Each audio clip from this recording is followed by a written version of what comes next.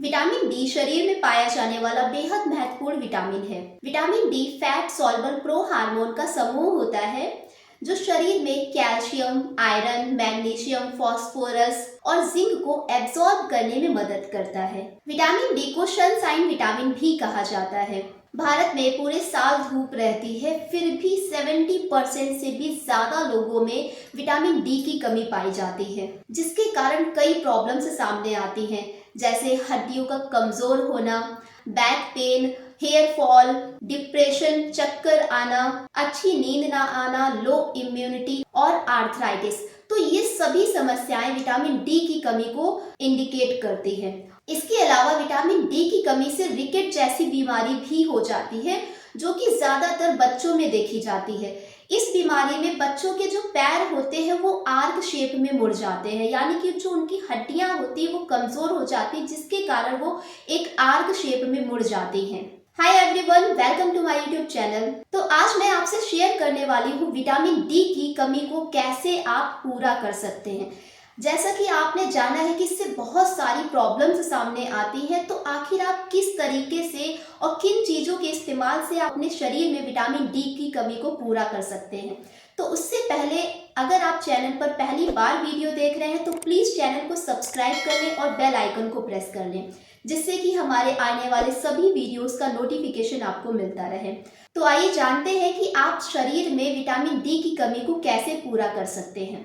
Vitamin D को बढ़ाने का सबसे अच्छा सोर्स है सनलाइट। इसलिए अगर आपकी बॉडी में विटामिन डी की कमी है तो रोजाना आपको सुबह की धूप 30 मिनट तक लेनी ही चाहिए। लेकिन अक्सर लोग गलती करते हैं कि वो फुल स्लीव्स और फुल कपड़े पहनकर धूप में बैठ जाते हैं, लेकिन ऐसा करने से आपके शरीर में धूप पूरी तरीके से नहीं लग पाती है और आपकी बॉडी इस धूप को एब्जॉर्ब नहीं कर पाती है।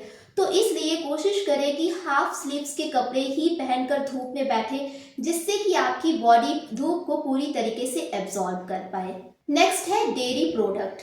डेयरी प्रोडक्ट विटामिन डी का बहुत ही अच्छा सोर्स होता है, जैसे गाय का दूध, ये विटामिन डी से भरपूर है। मक्खन और पनीर भी विटामिन डी के बहुत ही अच्छे सोर्स होते हैं। चीज, ये भी एक बढ़िया विटामिन डी का सोर्स होता है। इसमें बहुत ही अच्छी क्वांटिटी में विटामिन डी पाया जाता है। चीज के अंदर विटामिन डी तो मिलता ही है, साथ ही इसमें बहुत ही अच्छे यानी कि गुड फैट भी होते हैं, जो कि आपकी बॉडी के लिए बहुत ही ज्यादा बेनिफिशियल होते हैं। नेक्स्ट है मशरूम। मशरूम की बात करें तो ये अकेला एक ऐसा वेजिटेबल है जो कि विटामिन डी का बहुत ही अच्छा और नेचुरल सोर्स है, क्योंकि ज्यादातर विटामिन डी के जो सोर्सेस होते हैं वो नॉन वेजिटेरियन होते हैं। लेकिन वेजिटेबल्स में जो मशरूम होता है ये एक वेजिटेबल है जो कि विटामिन डी का बहुत ही अच्छा सोर्स है।